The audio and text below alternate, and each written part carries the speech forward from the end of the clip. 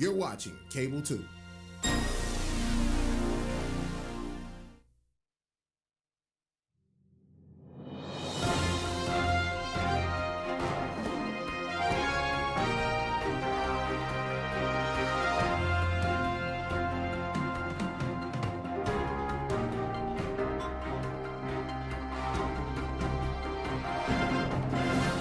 Good evening and welcome to the June 14th, 2022 Winston-Salem Forsyth County Board of Education meeting. I am Deanna Kaplan, Board Chair, and I appreciate your attendance and also say good evening to the viewers on Channel 2.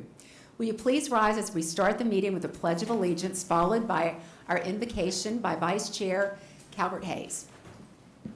I pledge allegiance to the flag of the United States of America and to the republic for which it stands, one nation, under God, indivisible, with liberty and justice for all. Let us pray. Heavenly Father, we come to you today asking for your guidance, for wisdom and support as we begin our meeting. Help us engage in meaningful discussions and allow us to grow closer as a group. We ask in your name. Amen. Amen. Our first order of business tonight is the agenda review. Do I have a motion to approve the agenda as written? So, Second? Second. Discussion? All in favor? Motion passes.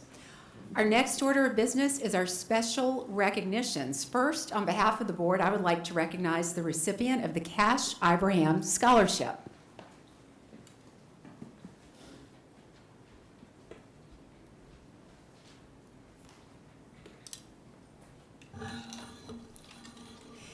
Each year, the Board of Education's Thomas H. Cash Prince Ibrahim Scholarship is awarded to a very deserving high school senior. During the interview process, we take into account need, potential, aptitude, leadership, and scholarship. This year, our Board of Education would like to present this award in honor and in memory of John Motzinger, Elizabeth's husband, who passed away last year. John would be very proud of this deserving winner. Elizabeth, would you like to come up and present the award?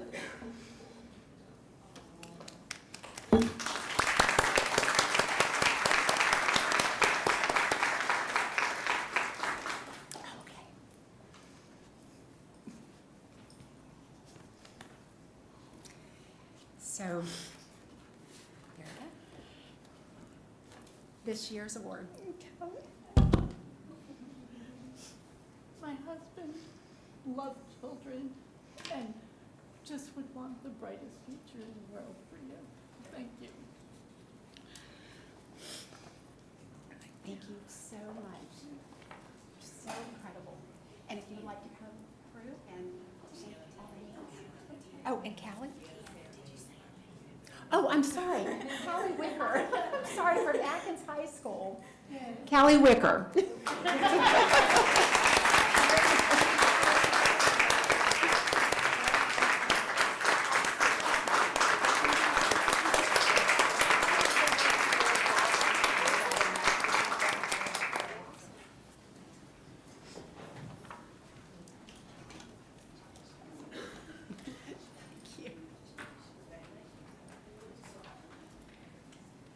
Thank you so much, Board Chair Kaplan. I'm Kenya Rocker, the lead high school counselor for Winston-Salem Forsyth County Schools, and I am here to present the Winston-Salem Memorial Scholarship, which we also give.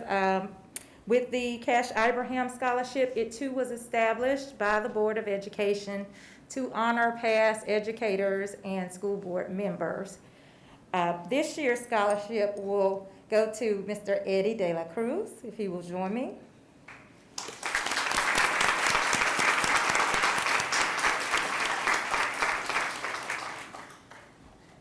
Eddie just recently graduated from Parkland High School. He is president of the Key Club there. He is the student council vice president. He participates in a host of community service activities. And he will be the first in his family to attend college. So we are very proud of Mr. De La Cruz.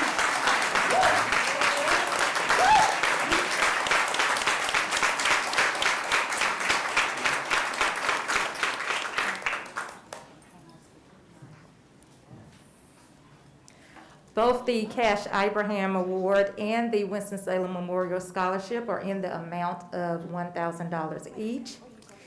This year, our PTA Council also always works with us to select these students, and they decided to sponsor an additional $500 scholarship. Yes. Yes. The recipient of that scholarship is out of town, so he's not here with us, but I would like to recognize Mr. Brennan David of West Forsyth High School.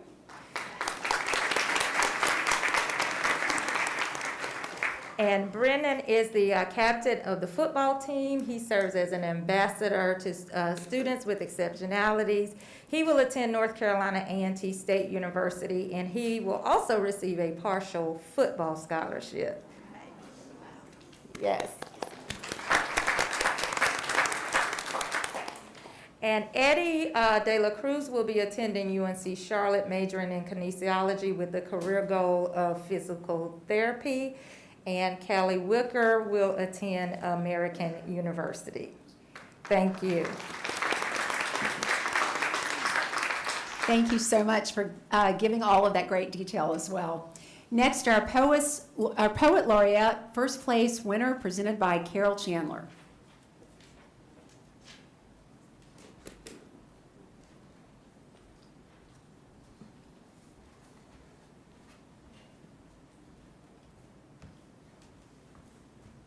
Hello. I'd like to present our 2022 Poet Laureate winner. This is Charlotte Way, and she has graduated early from East Forsyth High School. She has a passion for literature and has been writing fiction recreationally since she was 10 years old. When she's not writing, she enjoys photography and playing video games. She plans to become a librarian and will attend Ohio University starting this fall, this semester, and the name of her poem is Author's Purpose, and she was wonderful. So.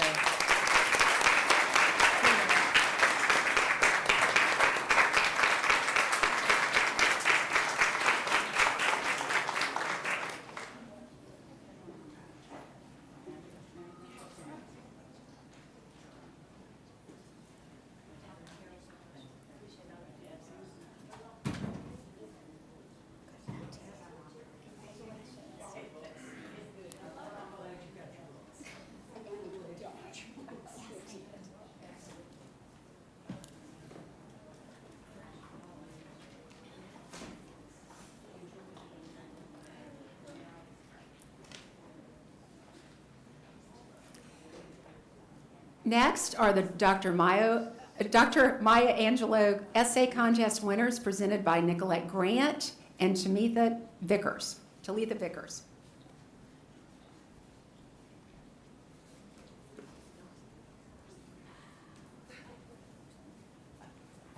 All right, good evening, board members, Mrs. McManus. I don't see my co-person, Talitha's not here right now, but I have Karen Meyer, who is our Director of Library Media Services, who is instrumental in coordinating our Dr. Maya Angelou essay contest for our second year in a row, and she will help me as we greet our student winners today. So the Dr. Maya Angelou essay contest is written and was created by her late son, Guy Johnson, in honor of his mother, as a way to honor her work and her legacy. Her life exemplified resilience, overcoming adversity, and finding your voice. The essay contest provides our Winston-Salem, Forsyth County School seniors the opportunity to share about their experiences and how they have overcome adversity and found their voice. And so we are so proud of the students that we'll be recognizing tonight, as well as their teachers. Part of the essay contest, the students had to work with a teacher to help them to revise and edit their work and to serve as a mentor along the way. So we want to thank their teachers as well. So our first student that we are going to recognize this evening is Jaheim Thomas from Parkland High School. He is our third place winner.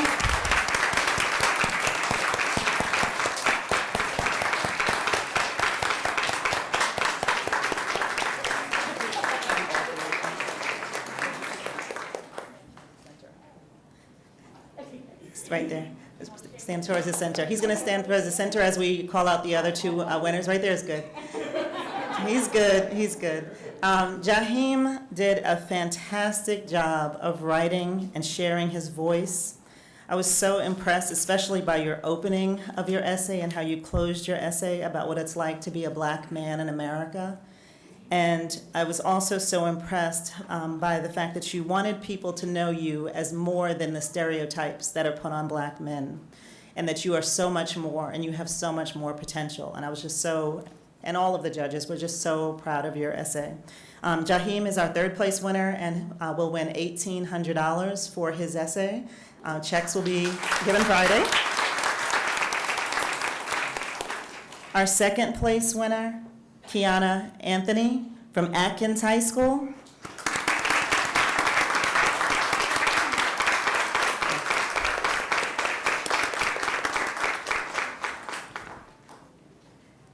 Kiana's essay talked about colorism and how people make perceptions of others based on skin color and hair texture, and how she had to battle with straddling the line between looking too much of one race or too much of another and trying to find herself. And in her essay, she talked about how she found herself. And she also found beautiful language to describe it, excellent vocabulary and imagery. And then, so Kiana, as our second place winner, will earn $3,000 for her essay.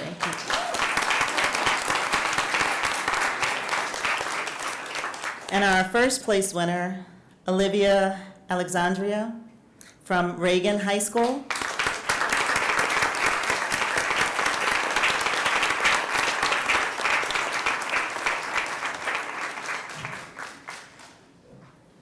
Olivia's essay talked about resilience and not just sitting complacently while things happen around her in society, but to really dig in and to find her voice, but also to help others find their voice and to advocate for freedom and justice in her own community. And we are so proud of you and your essay. As first place winner, you have earned $5,000 for your essay.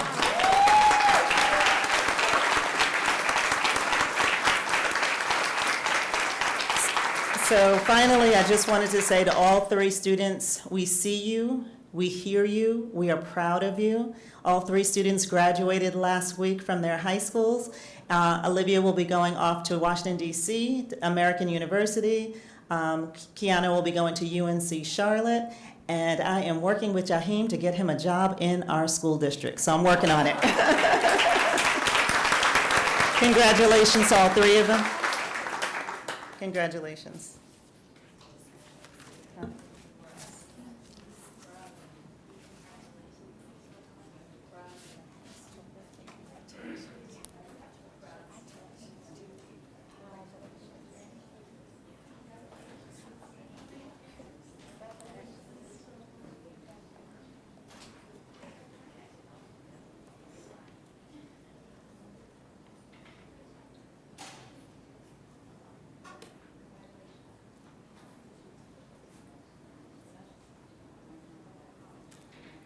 Next, Alexis McCoy and John Sullivan will present the track and field state champions.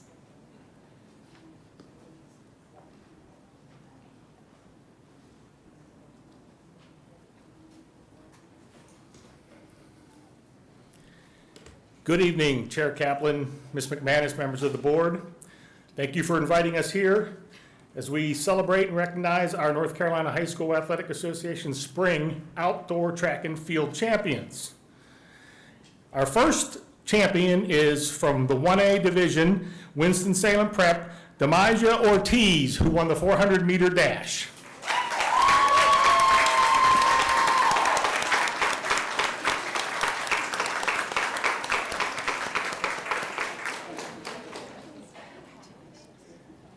And with Demasia is her school social worker, Miss Moore. Stay right there.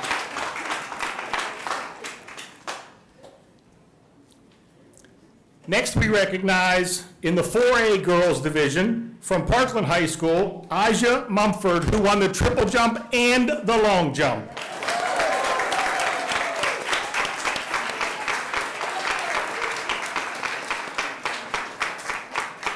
And with Miss Mumford as her coach, Antoine Hughes. And this was Aja's 13th state championship in track, indoor and outdoor track and field.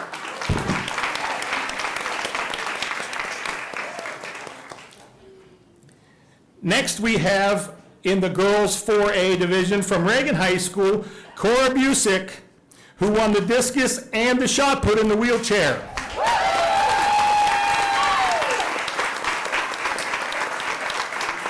And with Miss Busick is her coach, Richard Burton.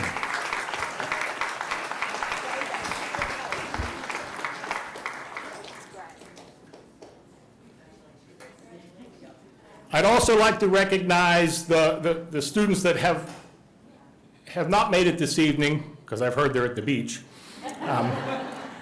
In the 4A boys division from Mount Tabor, Terrell Robinson Jr. won the 100 and the 200 meters. That made number 4 for him. In the Mount Tabor also had a relay in the boys division of Connor Inman, Benjamin Mills Tarmy, Davis Potter, and Andrew Burrell. They won the 4x8 meter relay. And from West Forsyth, Tyson Adams won the long jump. It was his second state championship. So we'd like to recognize him well. Thank you.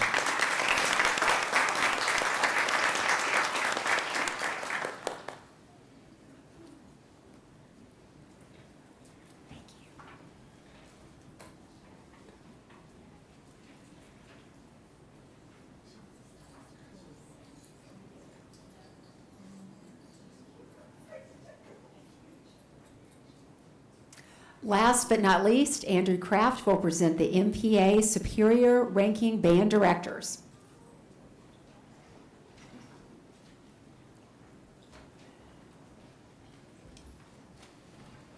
Good evening, distinguished board, Madam Chair, Superintendent McManus. Very thrilled to be here tonight to recognize our music teachers who received a superior rating at our music assessment. I'm joined by Mr. Mabry, our K-12 music lead teacher.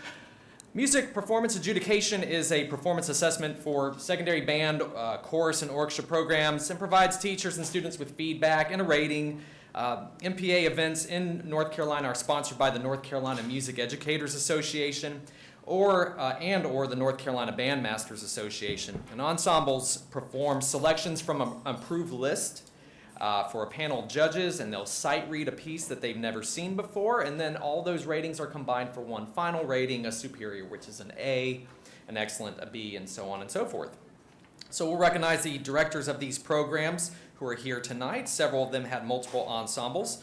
We'll start with Adkins Chamber Orchestra, Greg Murphy, as well as the Adkins Symphonic Band, Adkins Wind Ensemble, which was Justin Sumners and Greg Murphy. Come on over, Mr. Murphy.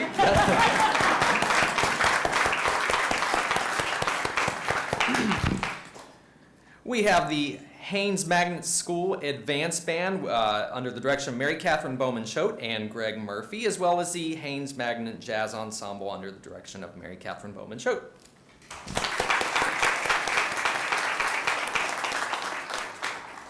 The North Forsyth Symphonic Band under the direction of Mr. Christian Orr.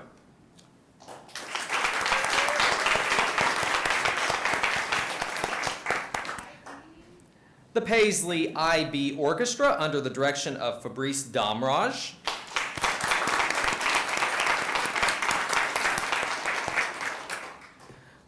The Reagan High School First Ladies under the direction of Miss Mignon Dobbins.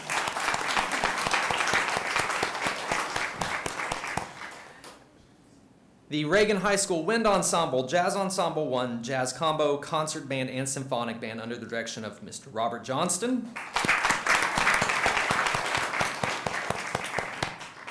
Southeast Advanced Orchestra under the direction of Haley Batts. Southeast Middle School Chorus under the direction of Miss Angel Rudd.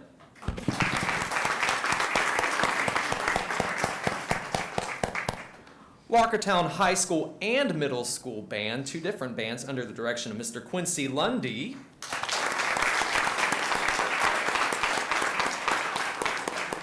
The West Forsyth Concert Choir under the direction of Mr. Jacob Cook.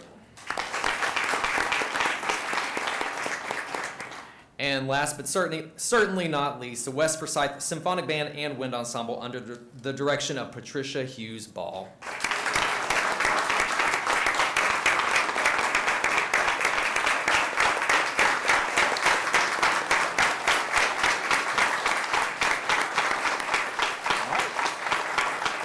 Thank you so much.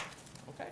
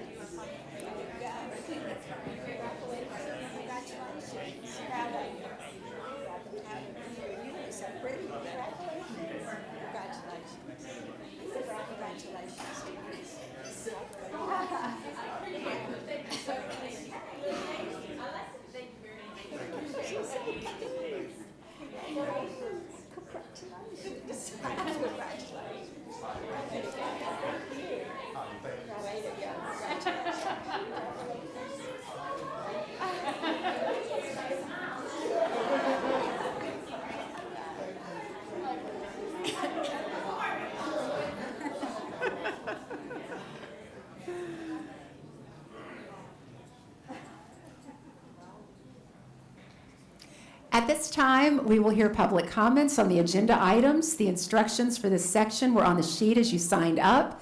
Most important rule to remember is to be kind and respectful. You have 3 minutes to speak, and if you have more to share, always know you can email us directly. First, we have Alan Daniel.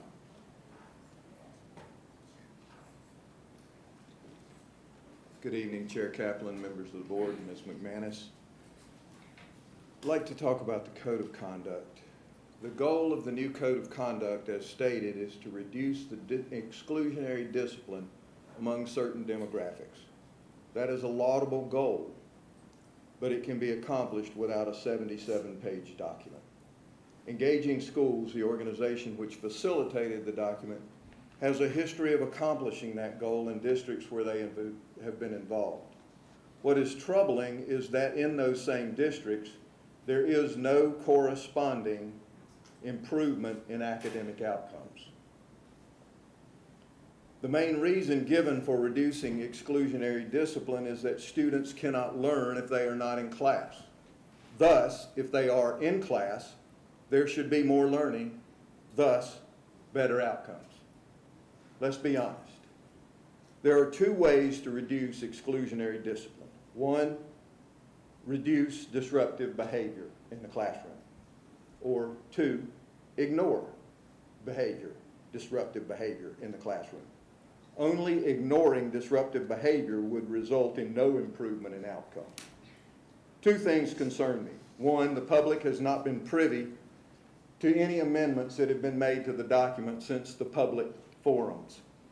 I'll confess I haven't looked at the board documents, but I did look at the document that's posted on the website, and it apparently hasn't changed.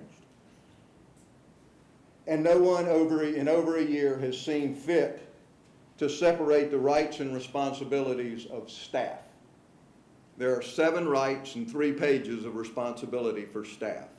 Staff includes bus drivers, cafeteria workers, custodians, lead secretaries, teachers' assistants, teachers, counselors, data managers, IFs, testing coordinators, school nurses, APs, principals, central office, clerical, finance, HR, PR, area superintendents, and the superintendent. Some interact closely with students, some never interact with students. Are we to believe that there is no distinction between the responsibilities of the 8,000 or so staff? I applaud Ms. Mottsinger's goal of reducing or of not excluding any students. Her recommendation is to offer virtual learning to any student who would otherwise be excluded. As we unfortunately learned during the virtual learning due to COVID, those students most impacted by exclusionary discipline often are not well served by virtual learning. Rather, we need to find the means to support in-person learning with the structure and support every student needs to be successful and to move those students back into a general ed environment. Thank you.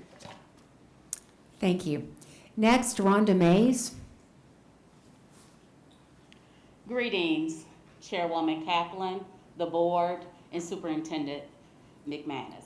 I'm standing in support of the Code of Character, Conduct, and supports. And the reason I stand in support of it is this code will be beneficial to our district as a whole.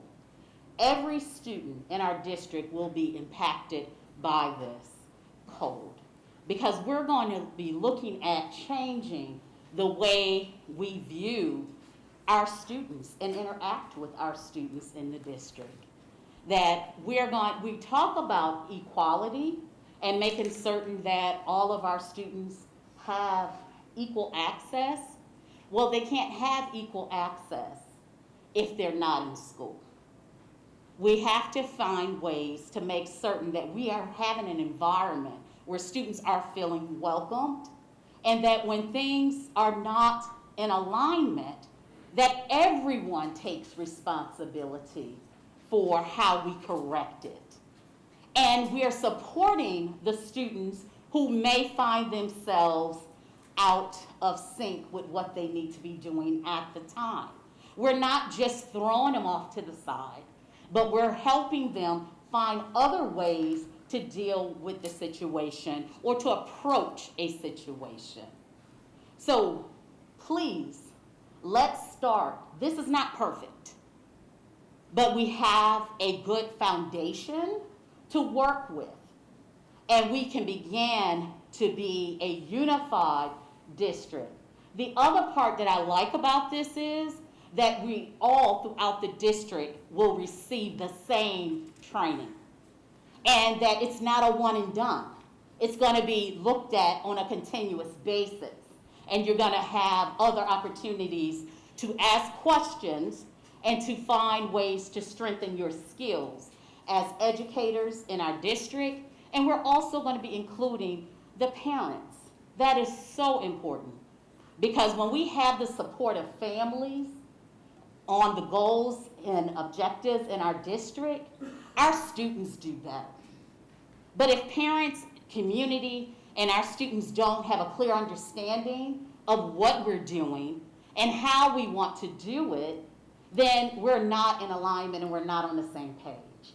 So please, let's get started with this new code, and let's support all of our students in the district.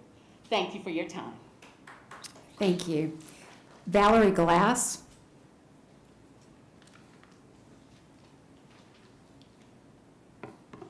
Good evening. My name is Valerie Glass. I'm the mom of 4 kids in the district. Well, one just graduated, so I guess 3. I'm also the executive director of Triad Restorative Justice, and I had the honor of serving on the task force that helped develop the Code of Character, Conduct, and Support, and I've been working on this project since about October.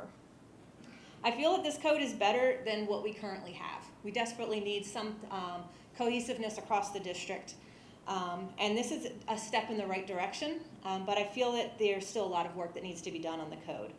I wish that the process to develop the code had allowed for more genuine engagement, but I feel like the facilitation of engaging schools was very structured, was very scripted and controlled, and it didn't really allow for the flexibility and creativity that was really needed to see how the resources in our district can flourish. So this isn't really reflective of the best thing that we can produce.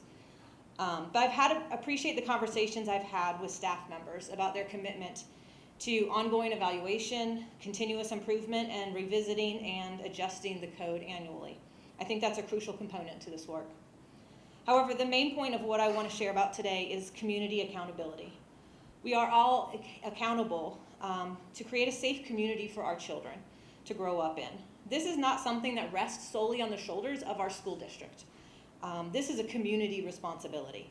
The youth we work with at Triad RJ are profoundly impacted by school discipline issues. And also, when there's such deep racial disparities in our discipline data, that's not something we can ignore. This is a reflection of our community as a whole. It's not just a reflection of our schools. And it's going to take the community to help fix it as well. The schools can't do it alone. When we are asking for community participation in the continuing review process of this code, we're asking for shared responsibility. We have a community that is full of resources, expertise, shared lived experiences, and insight into the struggles that our kids have. We want the opportunity to join with the school district in a collaborative process to improve the school environments for all of our students. But in order to do this, we need the school district to be open and transparent about what's happening in our schools, about the discipline data, and about the struggles that we're having, and allow us to be active stakeholders in the review of this code and the related initiatives. We're here. We are in the community together. We have our kids in these schools, and we want to help in a meaningful way, more than just simply a rubber stamp. I'm asking you to support the code of conduct, character, conduct, and support, and to commit to an open and collaborative community accountability process for continuing to review this new code and similar initiatives. Thank you. Thank you. Lori Fuller.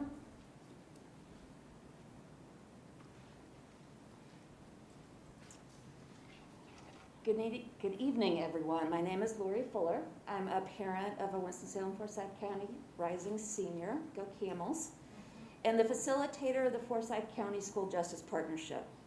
Last year, you all approved of a resolution that, along with the signatures of other stakeholders, formed the School Justice Partnership. It's a group of community stakeholders that include school board members, school administrators, law enforcement, juvenile justice, the court system, and nonprofits.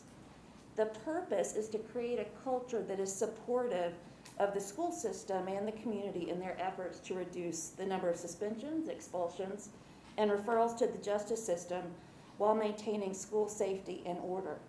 And all of that is for the purpose of providing a safe, inclusive, and positive learning environment for all of our students and educators. You probably heard some similarities and alignment with the intended results of the Code of Conduct, Character, and Support. Let me share some other pieces of the SJP resolution. Removal of students from school, while sometimes necessary, can exacerbate behavioral problems, diminish academic achievement, and hasten school dropout. So tonight, I thank you for your consideration of efforts to help all of our children thrive. The resolution says that our school discipline data shows that school suspensions disproportionately affect students of color, especially Black students, as well as students with disabilities. So tonight, I remind you that it is not only our current code of conduct that is driving our unacceptable results in this area. I ask that you continue the ongoing work, not only around the code, but also the other work that is needed to shift the climate of our schools and to support all of our learners. The resolution says that school officials, law enforcement, and judicial agencies have a shared interest in reducing the number of student suspensions, expulsions, and judicial system referrals. So tonight, I remind you that the district cannot do this alone. I remind you that there's a community of parents, neighbors, and organizations ready to partner with you in moving towards the community we want to be for all of our children. I thank you all for your service to our community, and I ask you to continue to do the complex, deep work that is needed to not just reduce the number and disproportionality of exclusionary discipline, but all of the layered, ongoing work that is needed to provide a safe, inclusive, and positive learning environment for all students and educators. Thank you. Thank you. Next, Katie Sonnenlee.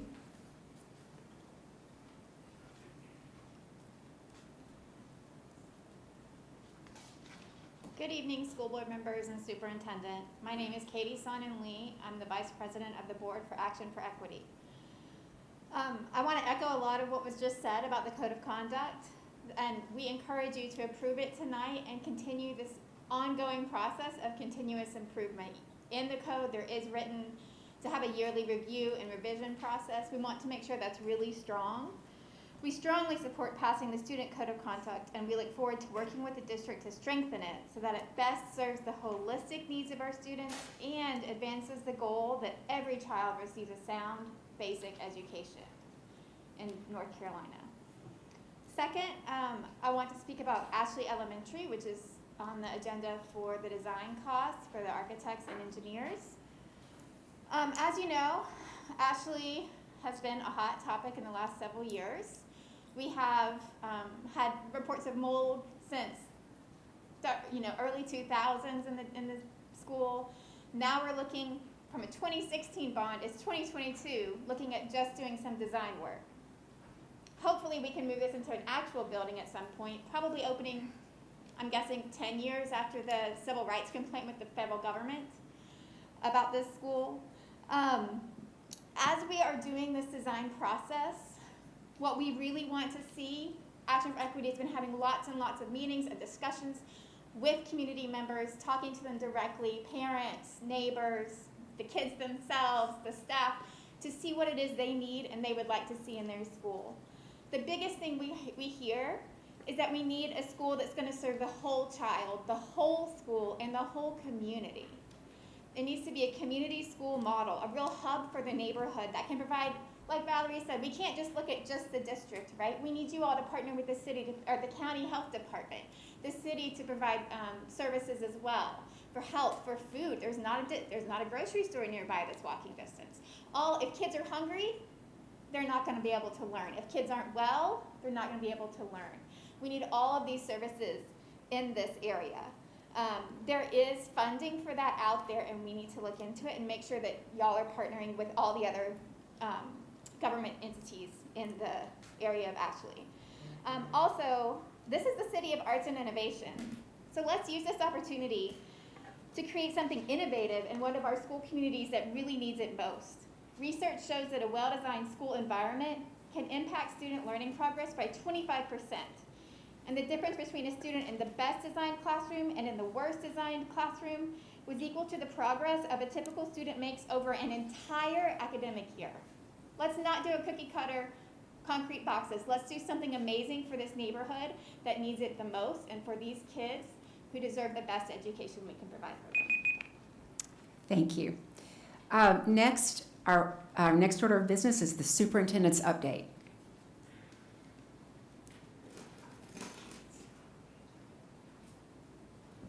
Thank you. I just have 3 quick slides. The first one, which is slide 2, go ahead forward, is our graduation. I know that many of you were able to attend different ceremonies, but those were amazing. Just every ceremony was special, and just very proud of our graduates. And I look forward to all of their future successes. And we've done a lot of listening to our students this year, and so their voice is present, and it's going to just continue to be more present in the decisions we make about the code and many other things as we move forward. Free summer meals. This has been going out to our families board, and I know this weekend we received, or maybe it was the end of last week, an email about this. But the changes to the to where the meals, last year we were sending meals home, and obviously I'll just say that is our preference. But this was a federal change for that folks coming in need to eat on those campuses unless they're going to a mobile meal site.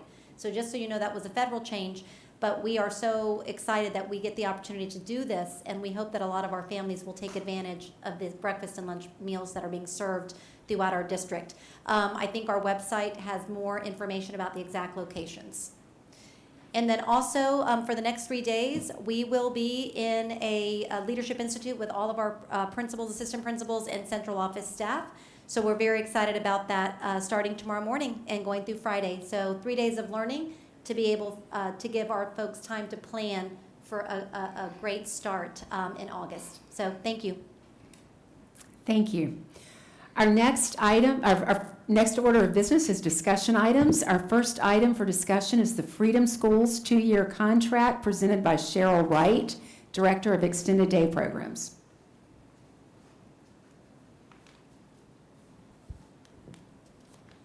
I think Ms. Hales is coming up. Okay. Yes, thank you.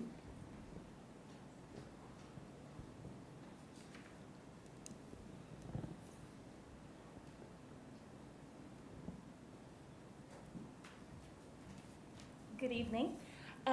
Last board meeting shared with you an update of Freedom Schools, and we're coming back with another update.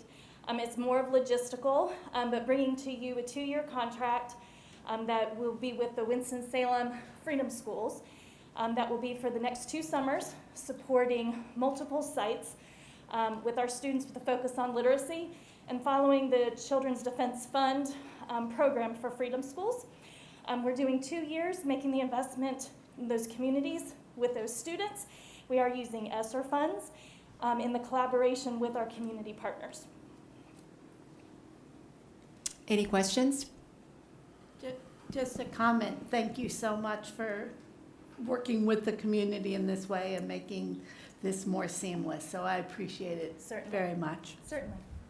Board Member Parker? The sites that aren't I think there's only one at the school and the others are others, but we're manning in doing all of that, the school system, correct? Correct. The one site Okay. at Kimberly Park, we are using, so Kimberly Park had their program. It was funded with their school improvement grant, which has ended.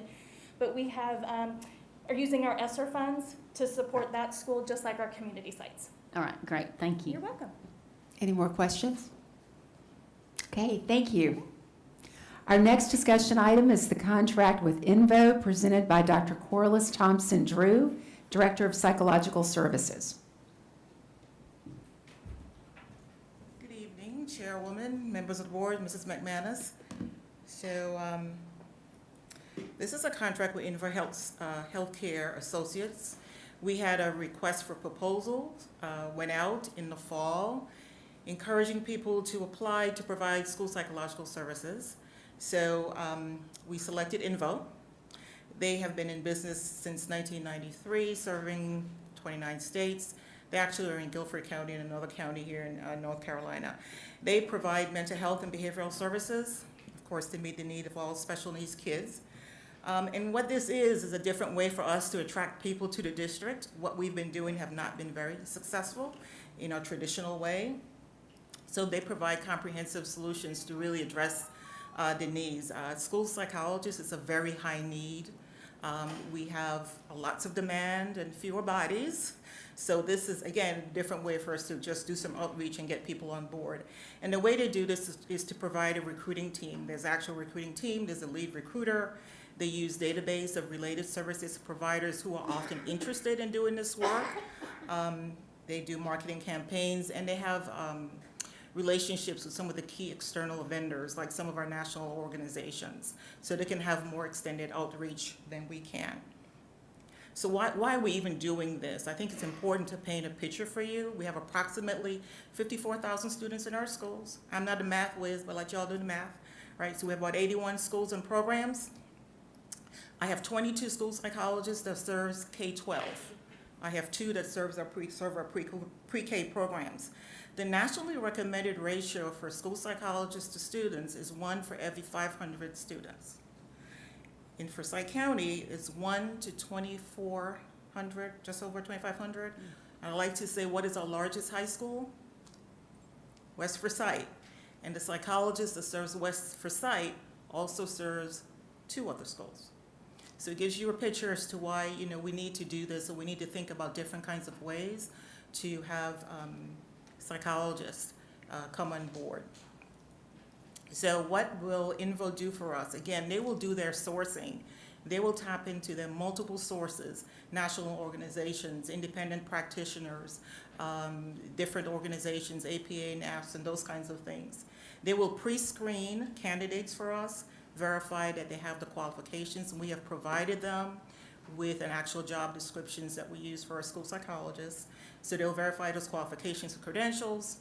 They will do initial screening and interviewing, so provide us with a roster.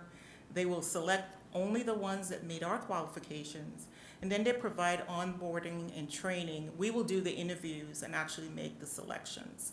So the total for this contract really is $375, $75,000, not dollars, $375,000.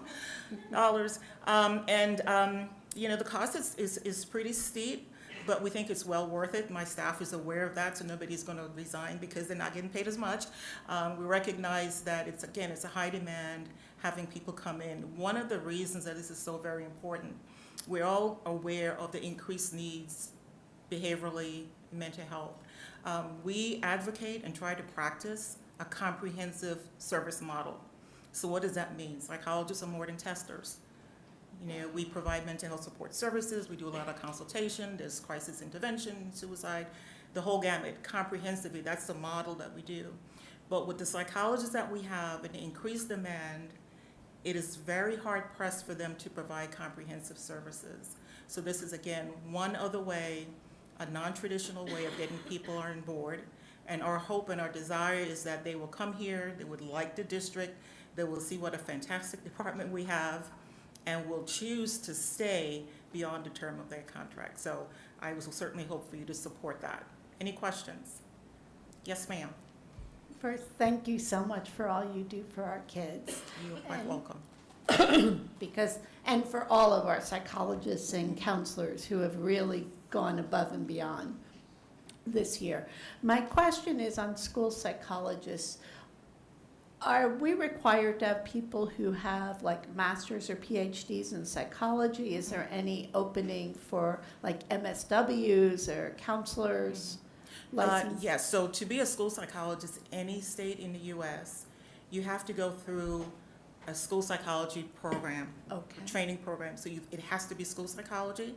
It is a master's plus license, so it's master's plus additional 60 hours. They do a minimum of a 1,200-hour internship to get that specialist license. So it has to be a school psychologist. It can't be someone licensed in some other area. Has there ever been a discussion about expanding who could be providing some of these mental health supports? Well, just because it does seem to me that given that it's such a problem filling these positions. Right. There have been discussions in the profession, so some things we've talked about would be perhaps people that want to respecialize, right? So if someone is maybe a master's level social worker, or they may be a counselor, making the entrance into the program a little bit easier for them, because school psychology training takes a full 3 years of training.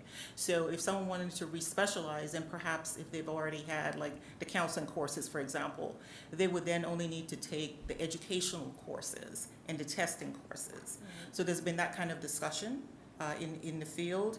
Other things we've talked about is how do we recruit and attract at the college level. And a lot of my staff, I have an advocacy team on my staff, and they do a lot of college presentations. We have one psychologist that does visiting lectures at App, creating those university partnerships.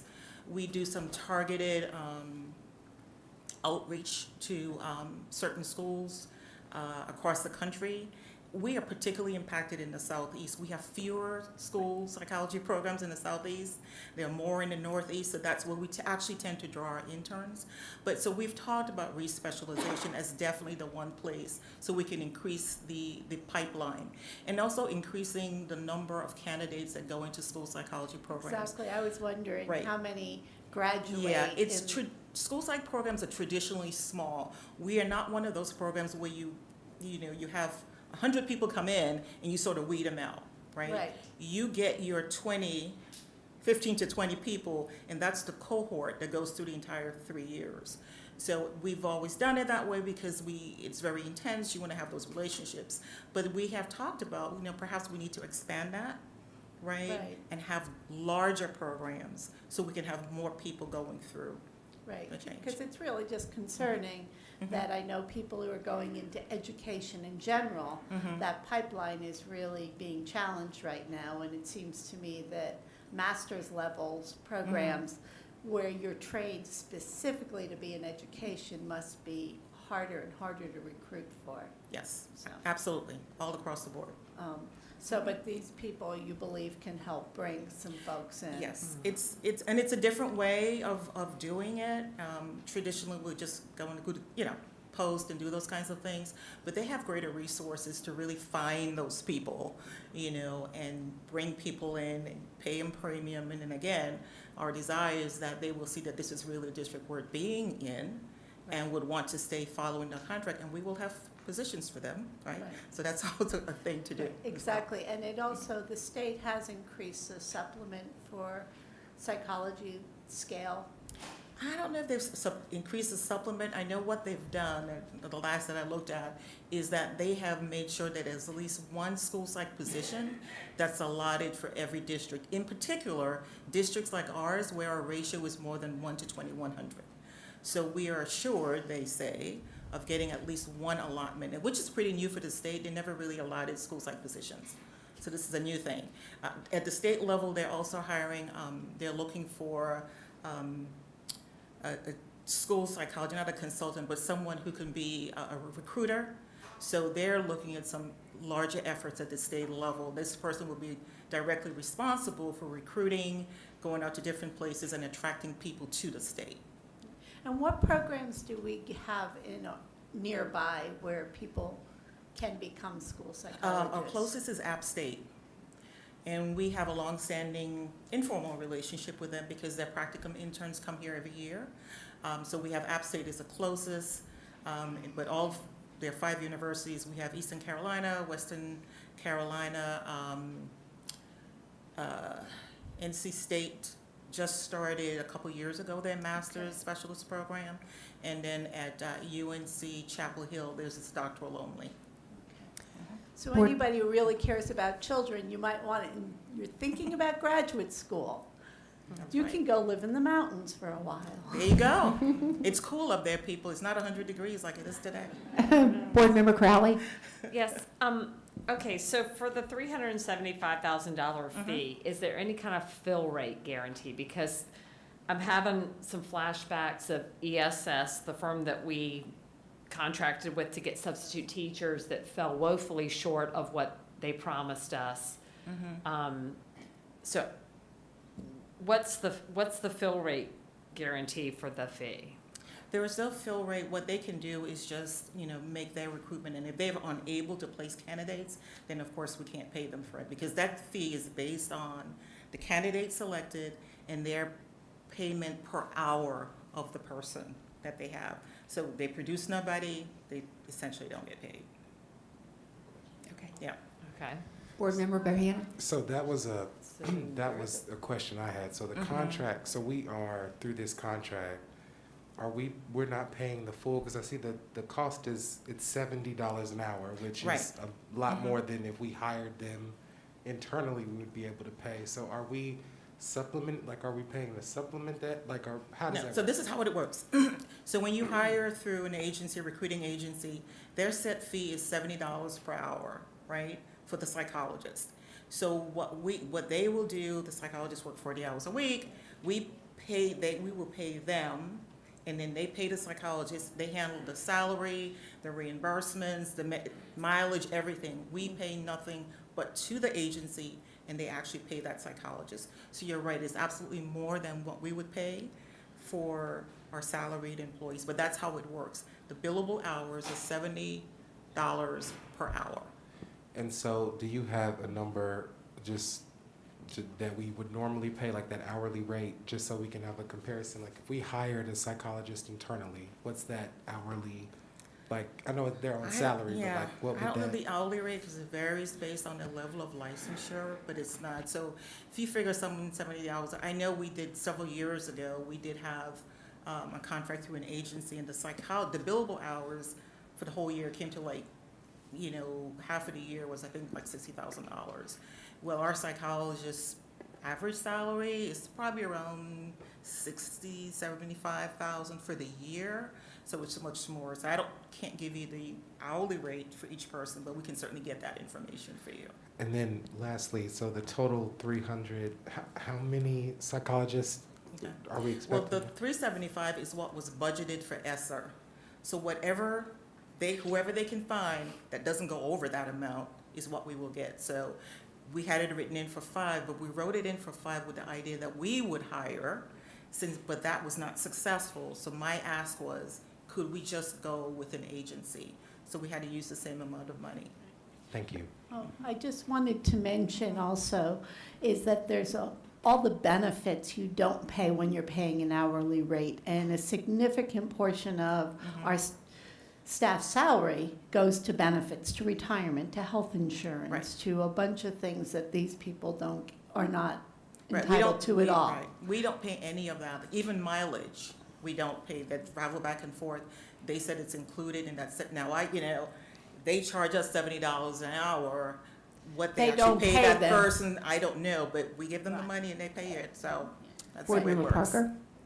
That was gonna be my question, is Okay. that they provide all benefits, everything. All we're doing is giving them a basic fee per hour, and then Right. so the trade-off to Elizabeth's point is that if they did want to come work for us, that there's a benefit package and all those things. Right.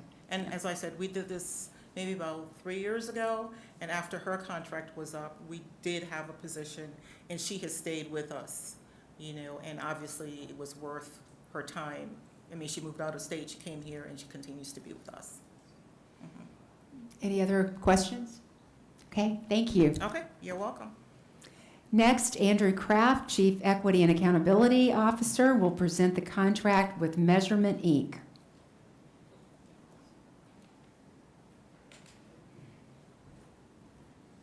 Thank you, Chair Kaplan, members of the board, Superintendent McManus. I want to bring to you a contract that we're proposing for Measurement Incorporated. You know about two large contracts that we received. They are the TSLIP grant and ESSER. TSLIP through the work of Victoria Fulton, who you met in the last meeting, and then ESSER, you know all about Kelly Hale's important work. So both of these grants had evaluation work written into them.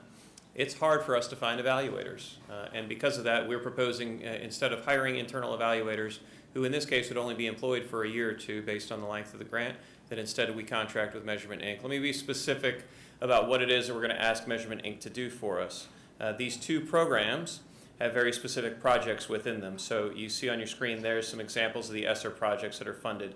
Embedded mentoring, the MTSS coaching, social emotional learning coaches, the extended learning programs and graduation coaches. We would ask Measurement, Inc. to evaluate the effectiveness of these programs and to give ongoing feedback in such a way that will help the leaders of these programs to improve the services they provide. And then there are TSLIP projects as well. You know that every single school in our district is going to have a teacher cadet program. That's exciting. We want to track that and see how it's going, see what's effective in that and what improvements could be made. We also have a TA to teacher program that's going to be started as a result of the TSLIP program. You know that we're giving recruitment and performance bonuses to teachers to attract them to some of our highest needs schools. And there's a principal pipeline as well to attract principals to our highest needs schools. So what we're going to do is ask Measurement, Inc. to evaluate these programs that are funded through these two grants. We didn't just land on Measurement, Inc. lightly.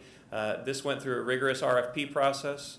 We reviewed proposals from various companies, and there was a team of folks that decided that this certainly was the best vendor. They have worked with other TSLIP grants across the country, and so we said that Measurement, Inc. is the best vendor for us to select for this work.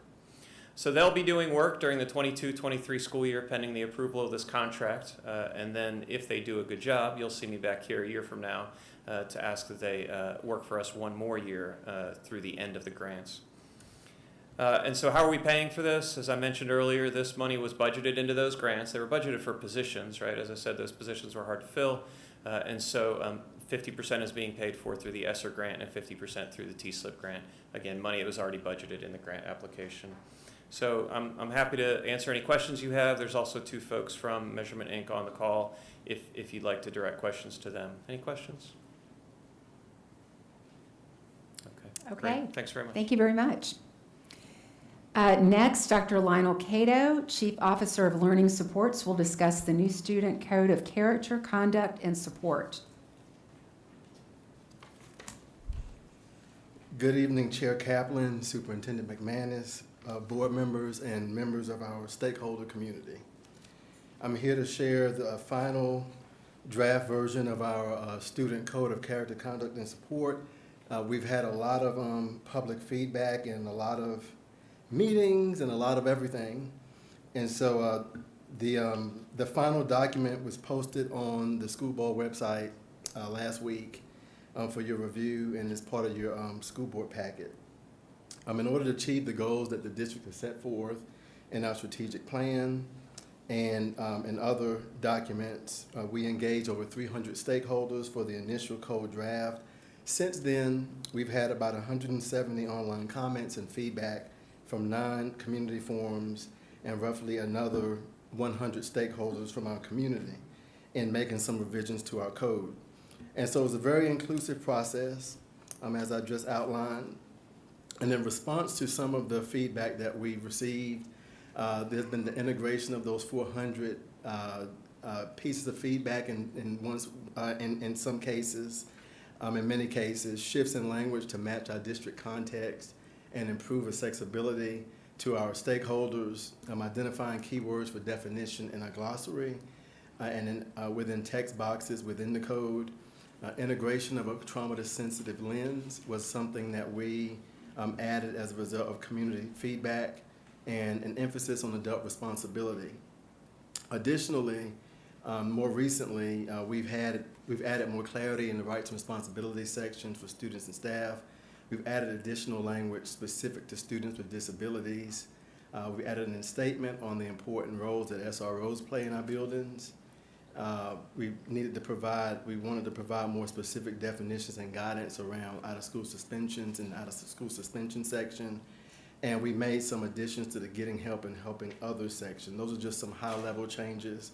The specific changes can be viewed online, and we'll get those uploaded to the actual code site after today's meeting. But these are some high-level changes that were made. And so we have committed to having an annual review process in which we engage members of our stakeholder groups to meet quarterly about the code, review some of the data, stakeholder feedback, and make revisions and targeted updates to the code as necessary. It's important to understand in doing this work with the 400 different people that you have people who prefer that we just kick kids out of school and do nothing to help them. And then you have people who think that we don't need rules and we shouldn't have SROs in school. And so you have everybody in between. And so you come to some kind of a consensus on how we can move forward and best serve our schools within the context of the law and our policies and best practices working in our schools. In a lot of cases, a lot of our stakeholders are not school people. They don't understand school and how school works. And so it's important to keep that in context as we do have a review process set up, that everybody's not going to get everything that they want. I mean, that's not the way that anything works. We've got to figure out how we come to consensus and move forward with the best product that we can for our children. And our teachers, to make sure that our teachers also feel supported through a process. And so a road ahead, we do have a plan to move into phases 3 and 4. We're kind of already in phase 3, the orientation piece and the implementation phases of the code. Through orientation, we want to make sure that we're building that shared understanding and common language that reflects the vision of the code of being equitable, accountable, restorative, and having an equitable, accountable, and restorative approach to instruction, discipline, and student support. And those activities include a summer institute for school leaders and student services staff, and also a district Tier 1 MTSS training team. All school staff will be required to undergo an orientation piece during the first couple of days of school. When they return, families and community members and students will also participate in that orientation according to the plan. This is all also outlined in your board documents that were uploaded as well. The implementation phase, we want to make sure that we're providing those structures and systems and scaffolded professional learning that prepare our teachers and all of our school personnel in every level to operationalize the code with fidelity and integrity. None of this works, it is very massive. None of this works without the proper training and support and resources that we need to move it forward. And so part of those implementation activities include monthly professional learning sessions where administrators will be calibrating the code and their responses and how we implement the code. Teachers will receive short sessions throughout the year learning the universal pre-K-12 strategies. And student services staff will receive quarterly professional development on the restorative interventions piece. The professional learning proposal, which is also included in the plan and it's part of your action items for this evening, is that we continue working with engaging schools into next school year. They've done quite an amazing job with moving our work along and helping us produce the code that we've come out with. Their services at our request include more face-to-face sessions, training and support for district and school leaders and assistance in supporting across multiple stakeholder groups. That contract proposal is for $409,492.10, and we plan to use ESSER funds to cover the cost. So the two recommendations that I have this evening are that the school board vote in favor and in support of the new Code of Character, Conduct, and Support, and also that you later approve our continuing contract with Engaging Schools. Any questions? Yes. Board Member Bramer? I've noticed that it has been stricken out almost everywhere I could find, that protections that limit race, national origin, ethnic group, languages, socioeconomic status, citizenship status, religion, religious practice, body shape and size or physical appearance, disability, sex, sexual orientation, gender, gender identity and expression have all been stricken. Can you tell me why they were stricken and how they're going to be protected? So the document is currently 80-something pages, and not to be facetious, we could add another 15 pages with all the list of categories that people have. And so that was a piece of feedback that we received from the community, that we didn't include this group, we didn't include that group, conservative Christians, atheists, we didn't include, and so we decided to go with the all-inclusive term, multiple identities, which captures all of those pieces, and those protections are already provided for in policy and state law and practice. But they can be changed, and it could be just written once, and it wasn't written anywhere. So my question still is, how are we going to protect students if something happens somewhere else along another level?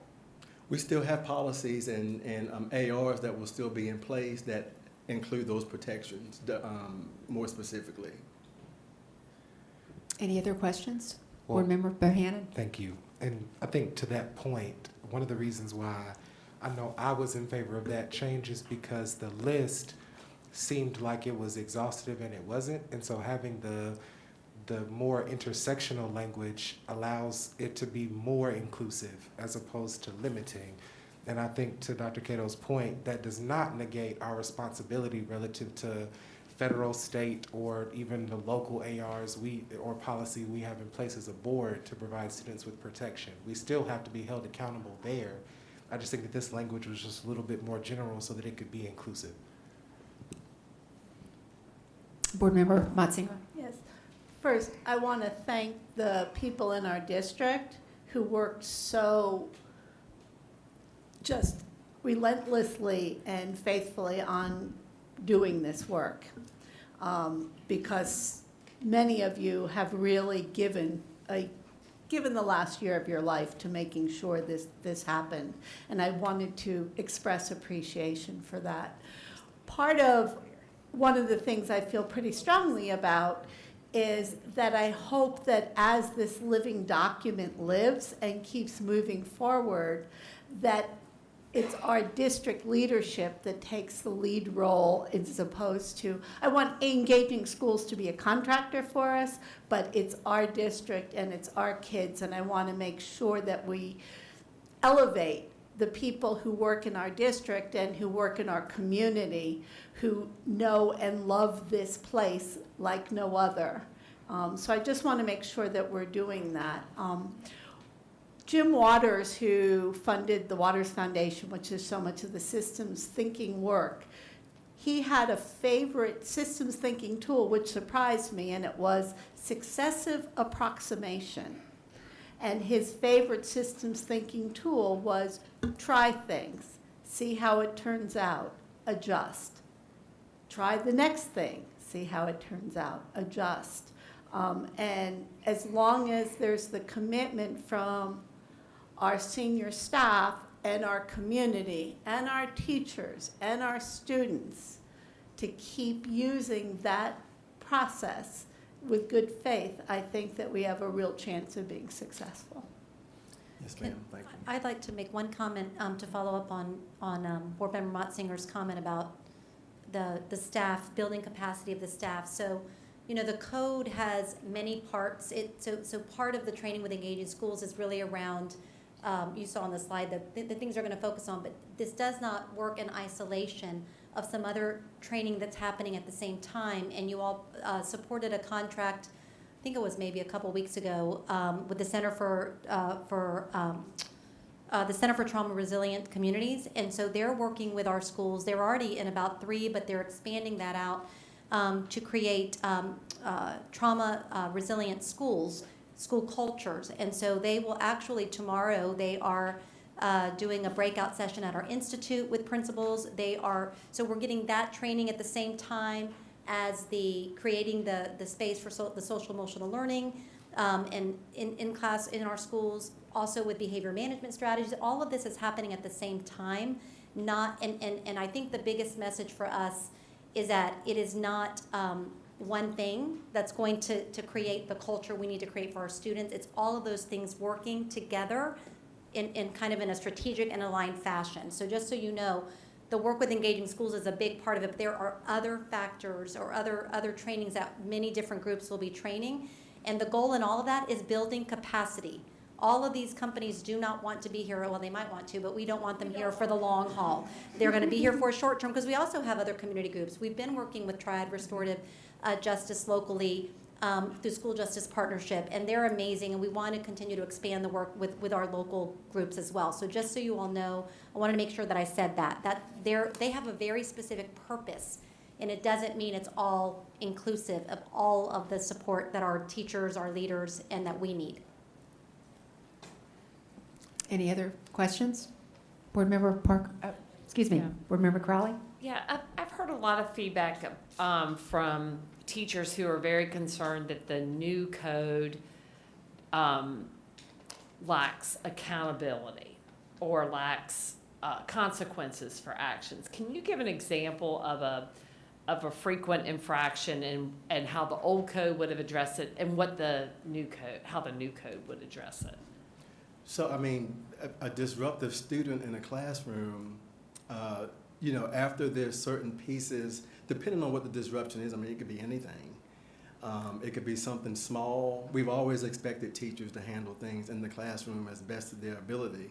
But if something becomes so large, they would write a referral, go to the administrator. The administrator would make a decision on what the consequence will be.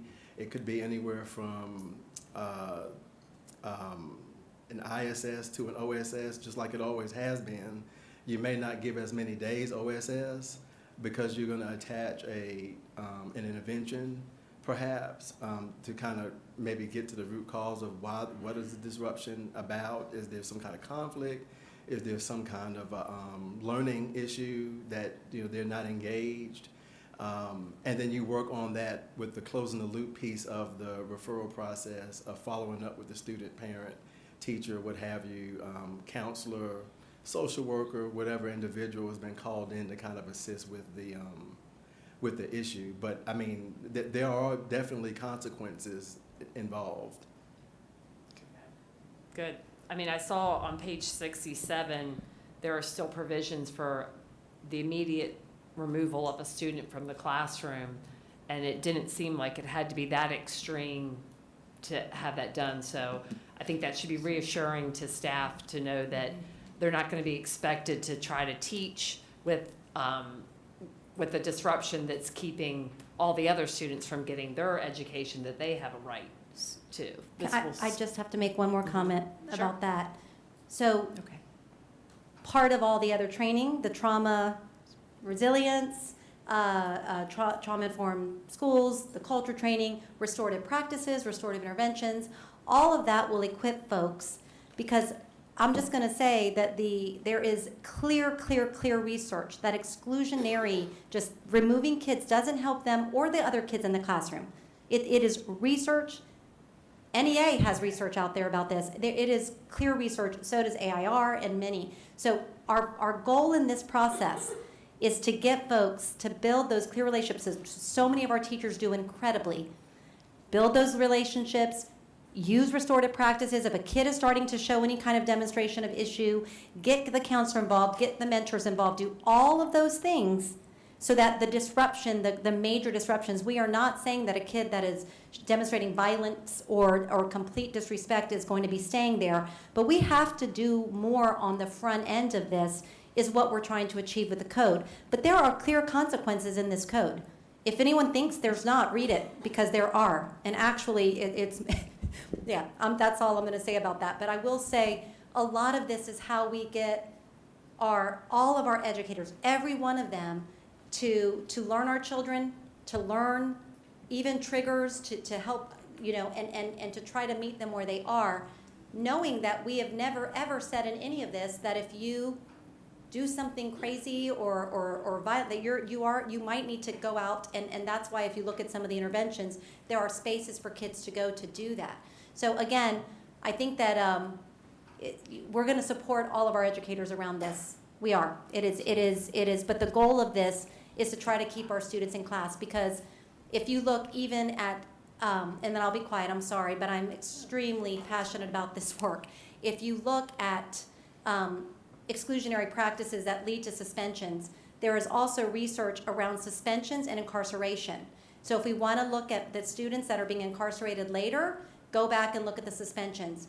If you look at schools, and this was a research done in Charlotte-Mecklenburg, if you look at schools that had these extremely strict discipline policies to where kids did not feel a sense of belonging, there were more cases of incarceration of kids leaving those schools and exiting those schools than others. So when you know better, you have to do better, and that is where we are as a system. So we're going to work with our teachers. We value our educators. This is a learning process for all of us. I can promise you we are putting supports in schools so that people will get the coaching and the resources to learn how to make sure that all of our students feel that it's a safe space for them. And so it's going to be a lot of work, but I am so excited about it for our system, for every one of our kids. Board Member Parker? Yeah, I was just going to say, it seems to me that what we're given with this is a clear route whenever, let's say, you do have a disruptive student, that it gives more support for the classroom teacher, because there's lots of different avenues that they can go, and instead of just saying, you know, I'm gonna write a D1, you know, and that's that. So, and is that a fair assessment? Yes, ma'am. And you know, something that's interesting is that there were interventions that have been part of our policies for years that nobody even knew were there. Yeah. And there was a requirement that our teachers receive training yearly on those, and it never happened. And so honestly, this concept has been in policy and just hadn't been done. But now we have an avenue to get it done with the resources and the research to back it up. So absolutely, what you said is true. Yes, ma'am. Board Member Motzinger? Yeah, I wanted to just add on, and again, I think that the whole school is supposed to be involved, as opposed to this is your classroom, you're on your own.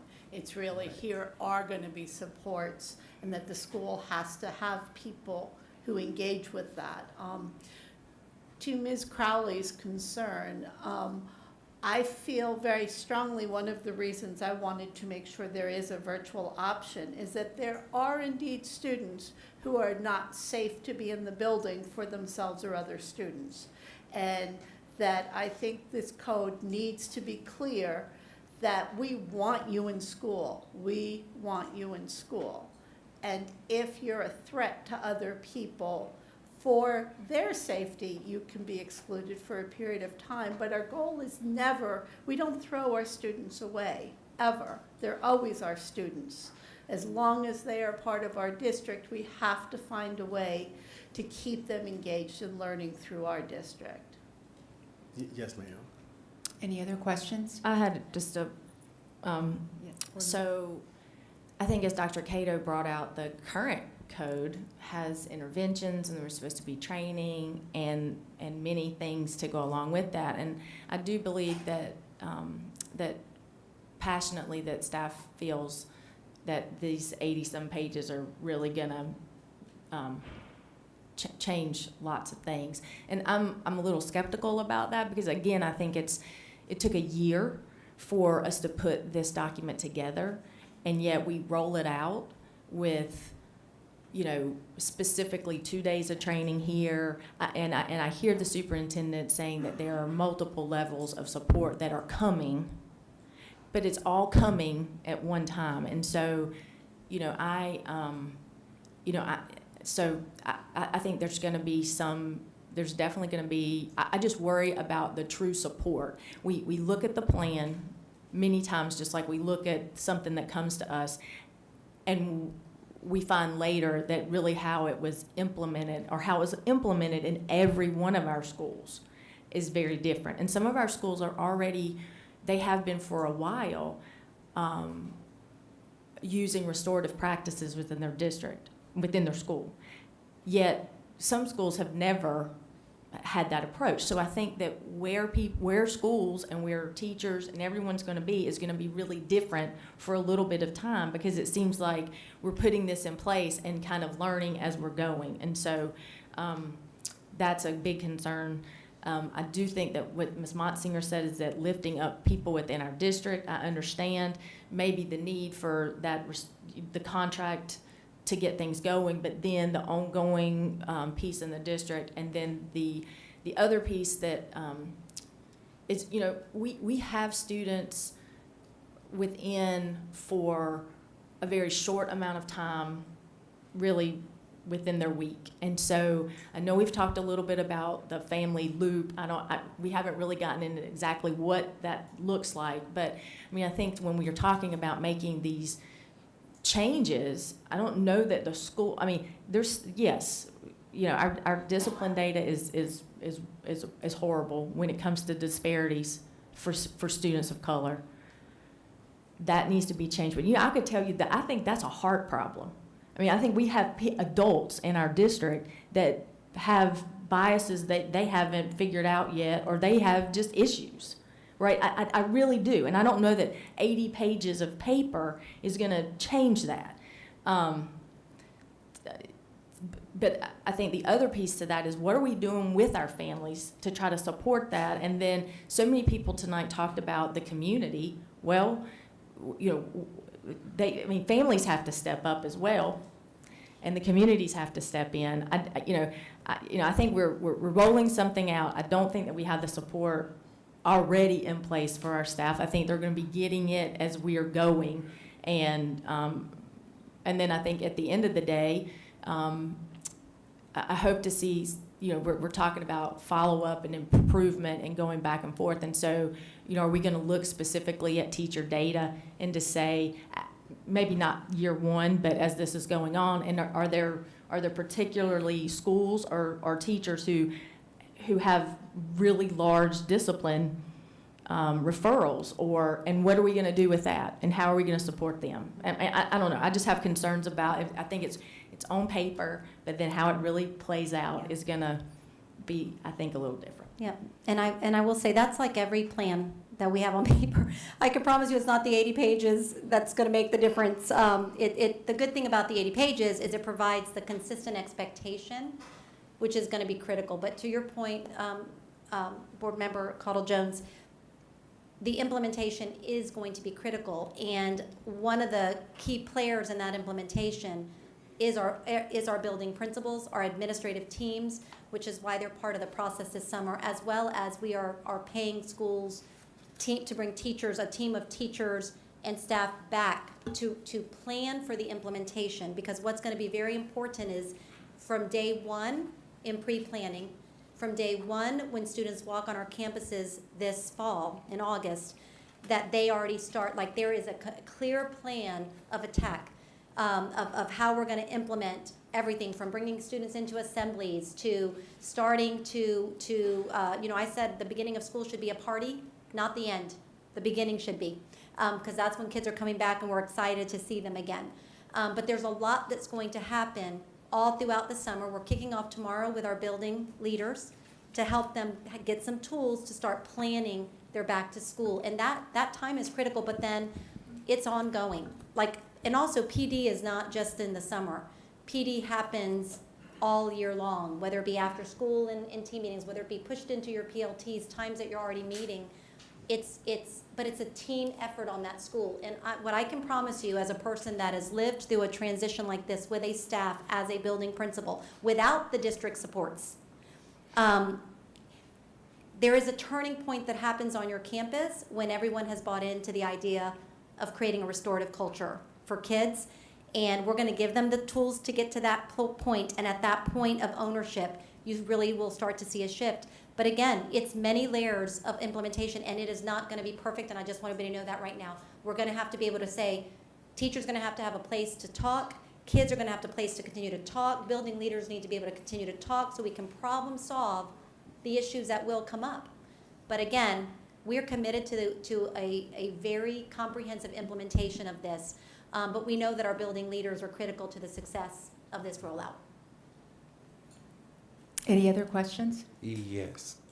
Board Member Hannon? This may be a question for Madam Superintendent. So as I was reading, going over all the materials again over the weekend, I was thinking about where we see a lot of when you look at kind of our discipline data relative to OSS, the 1 to 5 day suspensions are really kind of the areas where, for me, I was thinking about the decision of like what constitutes a kind of 1 day to 5 day suspension, and then making that decision, and there not really being, I know at this point, and also within the code, I guess an apparatus for, helping principals along the way to say, okay, well, like as an example, intentionally damaging or destroying school property, this is what a level 3 is versus a level 4. Where in our onboarding in the training process is that type of coaching and training going to be had? I know it's probably in multiple parts of it, but like that is part of, and I think Dr. Cato can tell you more about it, the specific training, but that is a big part of the summer training this summer, is the calibration around things that happen and then any kind of consequence that can be provided. I think too, as we're making decisions about that, our area superintendents, when you asked about monitoring, they'll be monitoring data for their school. They will be monitoring and working with principals during their weekly coaching visits with principals. Principals have to work to coach teachers in their classrooms, but our building, they'll be monitoring the data as well. And honestly, be there to be a thought partner when something comes up and a principal might not be sure, or an assistant principal. They're there to be at that thought partner. So that is a big part of the training. Dr. Cato, is that right? It's about calibrating around what's in the code. And the calibration is an ongoing thing over the course of the year, but that's definitely part of it starting in the summer. Okay. Because I was particularly like I get when like parents reach out every so often about a child being suspended. If it's within that 1 to 5 day period, a lot of times they just serve it, and then at the end of it, it's like, okay, we can. If there was an issue about it, it's kind of too late because the child's already served it. But like, it's good to hear, I guess, ongoing that when we talk about calibrating the code, we're kind of having those discussions. But I think that were there any conversations about putting some sort of, I know even though it's just 1 to 5 days, did we ever think about creating some sort of like appeals process, or thinking about kind of how we deal with the 1 to 5 day suspension, or just? Well, anything over appeals, I mean, by law, right? Yeah, by law, there's not really an appeals process for anything less than 10 days. Right. But anything over 5 days has to be approved by the area superintendent, and anything between the 1 and 5, there's not been any consideration of that, at least not yet. But that approval by the area superintendent, and maybe is that approval for the above the 5 days, is that something we created internally, or is that? It's something we created internally as part of a new process that, will be, put down for them to follow. Anything over 5 days. I don't know if it's necessarily approval as it is a review of what the offense was and if it warrants anything over 5 days, because the research that we were presented, and it wasn't by Engaging Schools, it was by, we had a research study, I can't remember who sent it, but said anything over 5 days, you pretty much have nailed a kid for the rest of the year once they go out of school for 5 days, because they'll never catch up academically, they'll never, it's just very difficult for them to get out under a 5 day suspension, anything over a 5 day suspension. But there are times when it would be necessary for that to happen, but we want to try to limit those numbers of times, issue a consequence as well as the intervention along with it, which doesn't happen currently. Okay. Mr. Bohannon, if I may, I did want to answer your first question about what happens for a 1 to 5 day suspension. Although it's not appealable pursuant to the hearing officer process that we do have a parent-student grievance process that's has a little bit different track that parents could use if they have concerns about a short-term suspension that their child received. Okay, I wanted to make sure that there was some type of apparatus for people to be able to use. Thank you, ma'am. You're welcome. Any other? Yeah. Okay. My thing is teachers shouldn't be forced to try to do their jobs while dealing with disruptive students. So how do you feel like that this is gonna make a dent in the teachers? How can this help the teachers? If someone could tell me how this could help the teachers, because I do believe in consequences, you know, if it's something, but I don't believe in kids being put out of school at all. Could you help me with this for teachers? It's only natural. I'm concerned about the teachers dealing with this also. Did you want to respond? Sure. Go ahead. So, Ms. Lotta, part of teaching is dealing with disruptive students. We are trained minimally in classroom management, and the training is not very strong when we come out of school. And so, I mean, I would say that dealing with disruptive students is part of teaching. And being able to manage a classroom. Now, there are times when skills may not necessarily be as strong as they could be. That's how this code will help. We're trying to help build those skills in people, give them some additional tools that they may not already have, whether they're veterans or beginning teachers. Extremely disruptive students, there's a mechanism to deal with that. There are going to be times when there's going to be a need to remove kids from the classroom. But being able to prevent disruptions, which should reach a vast majority of students, building relationships with those students, kind of having a different understanding of what may be causing the behaviors as opposed to just, you know, you're gone, you're out, go stand in the hallway, all these other things that we do that aren't effective.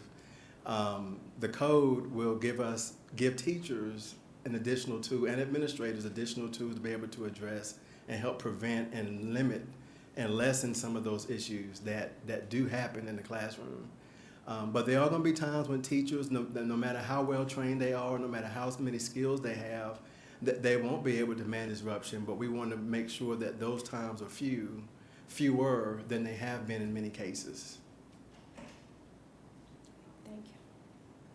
Anybody else? Okay, thank you so much. The next order of business is action items. First, consider approval of Freedom Schools contracts. Do I have a motion? Second? Second. Discussion? All in favor? That's unanimous. Next, consider approval of contract with Invo Healthcare Associates. Do I have a motion? So move. Second. Okay, any discussion? All in favor? That's unanimous. Next, consider approval of Code of Character, Conduct, and Support. Do I have a motion? So moved. Second? Second. Discussion? All in favor? Opposed? Motion passes. Next, consider approval of the MOU with Engaging Schools. Do I have a motion? Move approval. Second? Second. Any discussion? All in favor? Opposed? Motion passes. Next, consider approval of the EC Preschool Creative Curriculum purchase. Do I have a motion? Move to approve. Second? Second. Okay, discussion? All in favor? That's unanimous. Next, consider approval of the Pre-K Creative Curriculum purchase. Do I have a motion? Move approval. Second? Second. Discussion? All in favor? That's unanimous. Next, consider approval of the UVA Partnership for Leaders in Education. Do I have a motion? Move approval. Second? Second. Discussion? All in favor?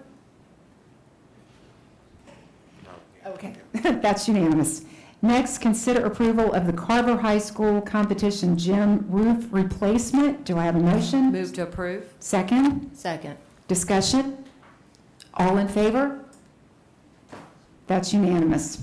Next, consider approval of the ESSER indoor air quality projects from year one list, Jefferson Middle School and Winston-Salem Prep. Do I have a motion? Move to approve. Second. Second, okay. Discussion? All in favor? That's unanimous. Next, consider approval of the contract with the Institute of Multisensory Education for Orton Gilliam Professional Development. Do I have a motion? So moved. Second, okay. Any discussion? All in favor? That's unanimous. Next, consider approval of the lease agreement for Special Services Center classroom space. Do I have a motion? Move approval. Second? Second. Discussion? All in favor? That's unanimous. Next, consider approval of the purchase of the surplus driver's ed vehicles for the local fleet. Do I have a motion? Move to approve. Second. Okay. Discussion? All in favor? That's unanimous. Next, consider approval of the AIG plan for 2022-2025 for state approval. Do I have a motion? Move to approve. Second? Second. Discussion? All in favor? Opposed? Motion passes. Next, consider approval of the contract renewals for Discovery Ed, Curriculum Associates, and Edgenuity. Do I have a motion? Move approval. Second? Second. Discussion? All in favor? That's unanimous. Next, consider approval of contract with Illuminate. Do I have a motion? Move approval. Second? Second.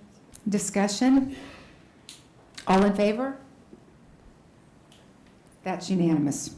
Next, consider approval of the 2022-2024 CTE local application. Do I have a motion? Move to approve. Second.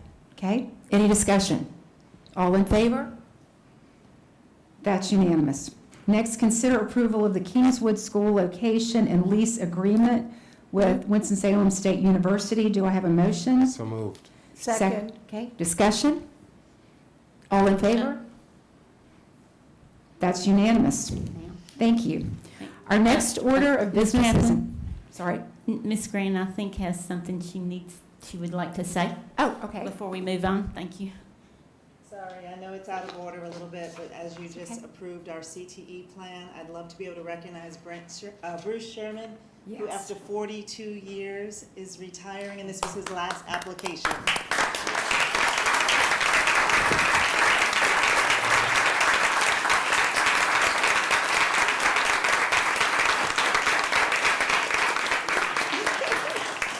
I'm sorry to step out of order. I wanted to catch Bruce before he left. I'm glad you did.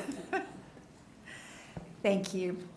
Our next order of business is announcements. Congratulations to all of our 2022 graduates. We're so proud of each and every one of you. Enjoy a relaxing and deserved summer. Your future is bright. And Tuesday, June 28th, 2022 will be our next regular Board of Education meeting. Before we begin the section of our meeting in which anyone can comment on anything, let me say to our Cable 2 viewers, thank you for watching.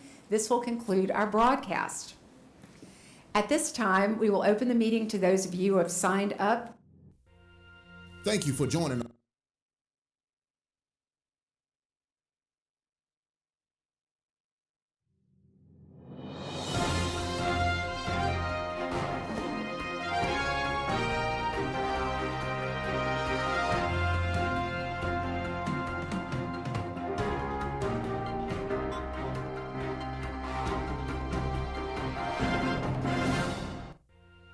Thank you for joining us on your school channel, Cable 2.